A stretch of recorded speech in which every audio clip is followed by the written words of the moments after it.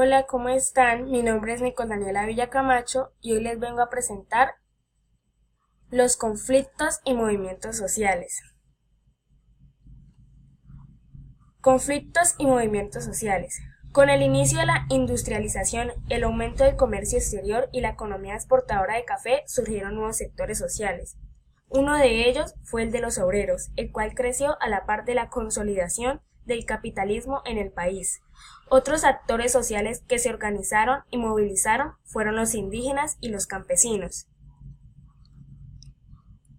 Artesanos antes que obreros. En un comienzo, el número de obreros frente a los artesanos era bastante bajo. Por lo tanto, el artesano, un trabajador manual calificado y dueño de su taller o lugar de trabajo, fue el principal encargado de dirigir las luchas y los movimientos sociales durante las primeras décadas del siglo XX. Para tal fin, los artesanos se organizaron con los obreros y fundaron asociaciones como la Unión de Industriales y Obreros en 1904 y la Unión Obrera Colombiana en 1913. Mediante estas organizaciones, los artesanos les transmitieron una tradición organizativa y combativa a los obreros. Más adelante, estos revelaron a los artesanos en la dirección de las luchas y movimientos sociales, y así surgieron acciones como el Partido Obrero en 1916 y la Asamblea Obrera en 1919. Características de los obreros. El perfil de los obreros clásicos, es decir, empleados enormes, complejos industriales que realizaban tareas mecanizadas, no correspondía con las características de nuestro país. Los obreros colombianos eran los trabajadores asalariados que laboraban en la trilla de café, el procesamiento de alimentos, los textiles, los cultivos de banano, las petroleras, las obras públicas y el sector de los transportes.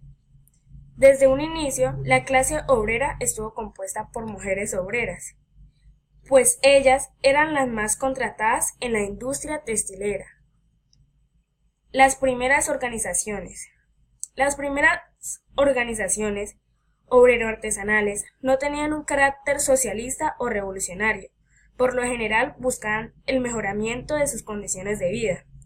Esta situación cambió en los años 20, cuando los obreros empezaron a conocer las ideas socialistas, anarquistas y bolcheviques. Desde este momento surgió en el proletariado la necesidad de crear tanto organizaciones sindicales como partidos políticos de tendencia revolucionaria y socialista que defendieran exclusivamente sus intereses.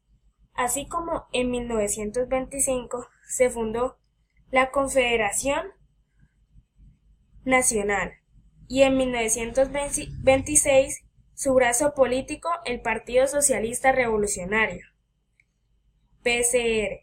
Hacia 1929 el PSR se alió con un sector radical del liberalismo para intentar la primera revolución socialista en Colombia, la cual fracasó. Este hecho causó una crisis dentro del PSR, de la cual surgiría en 1930 el Partido Comunista Colombiano, el PCC.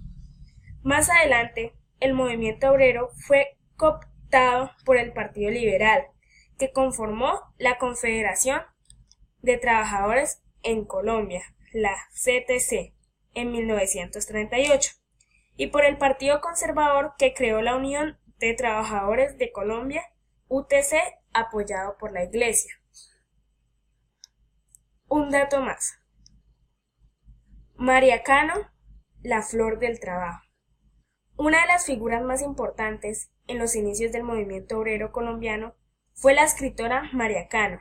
En 1925 fue proclamada por obreros y artesanos como la flor del trabajo, título con que se exaltaba su compromiso con las luchas de clases trabajadoras colombianas. La actividad pública de María se concentró en convocar huelgas obreras y en difundir las ideas del Partido Revolucionario y Socialista. María Cano, vestida de blanco, se tomaba las plazas en nombre de la libertad, la igualdad y la justicia. La huelga, principal forma de protesta. La forma de protesta que aplicaron con mayor éxito los obreros colombianos fue la huelga.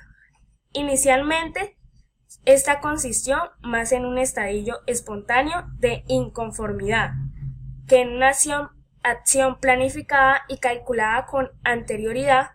Una de las primeras huelgas de las que tenemos noticia en nuestro país fue la que convocaron los artesanos de Bogotá en 1919.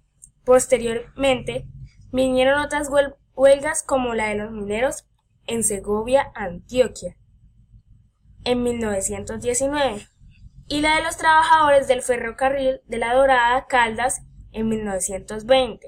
Al mismo tiempo, se llevaron a cabo movimientos de protesta campesinos en distintos lugares del país. En los años siguientes de esta década, los movimientos huelguísticos se hicieron más fuertes.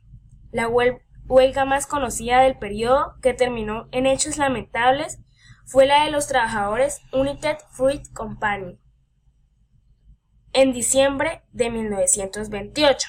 Este hecho se conoce como la masacre de las bananeras.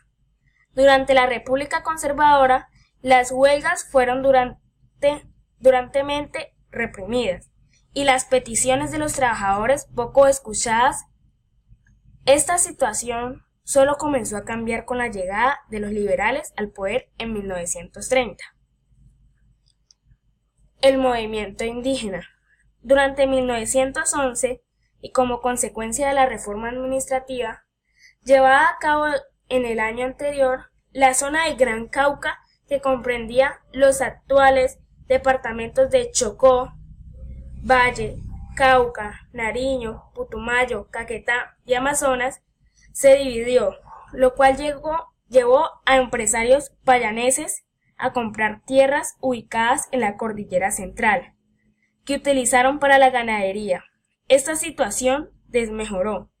La renta de los indígenas por los hacendados les impusieron restricciones a cambio de trabajo, que consistía en reducir sus terrenos, la prohibición de sembrar en lugares apartados y la obligación de poner cercas.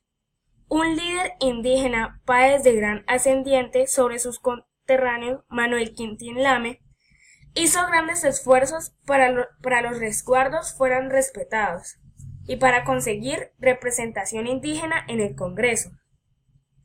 Indígenas y campesinos de otras regiones también sufrieron por causa de despojos o falta de tierra, lo que ocasionó colonizaciones informales y conflictos con los terratenientes, además de que se sembró una de las semillas de la violencia que azotó el país más adelante. Manuel Quintín Lame.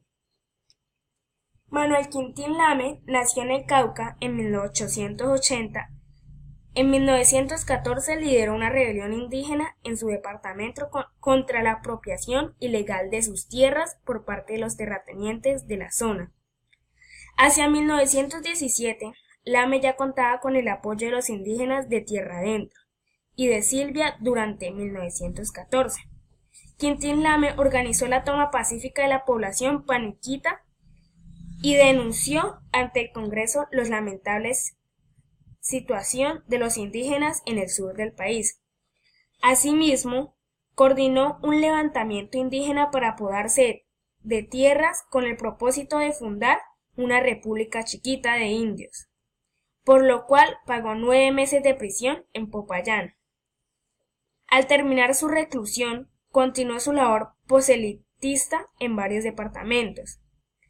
Después de purgar 4 años de prisión, en 1921 retornó a la lucha indígena, especialmente contra la parcelación de los resguardos. Como consecuencia de su lucha, logró que en 1938 se restituyeran los resguardos de Ortega y Chaparral, en el Tolima.